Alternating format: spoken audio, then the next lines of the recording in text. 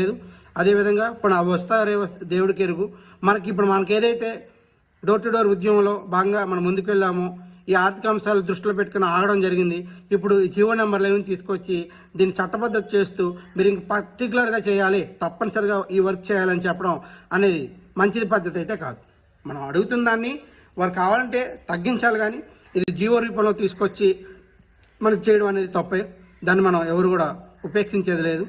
దయచేసి 26 జిల్లాల్లో ఉన్న ఇతర డిపార్ట్మెంట్ సభ్యులు ఎవరైతే ఉన్నారో డిపార్ట్మెంట్ వారీగా మీరు మీటింగ్ పెట్టుకొని దీనిపైన ముందుకు వెళ్ళడానికి మధుబాబు అనే వ్యక్తి, నేను, మన కార్యవర్గం, మా జేఏసీ అందరూ కూడా సిద్ధంగా ఉన్నాము.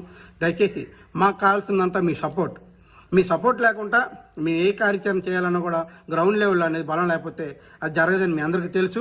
కావున సభ్యులు ఎవరైతే ఉన్నారో మీరందరూ కూడా మీ యొక్క డిపార్ట్మెంట్స్తో రేపు సెలవు రోజు కాబట్టి గూగుల్ మీట్ ఎనీ రూపంలో ఏదో ఒక మోడ్లో మీరు మీటింగ్ పెట్టుకొని ఈ విధంగా మనం ముందుకు వెళ్దామంటే ఏం చేద్దాం, ఎలా చేద్దాం అనేది మీరు మా దృష్టిలో పెడితే మనందరం కూర్చొని దీనిపైన ఒక నిర్ణయం తీసుకొని ముందుకు వెళ్దాం.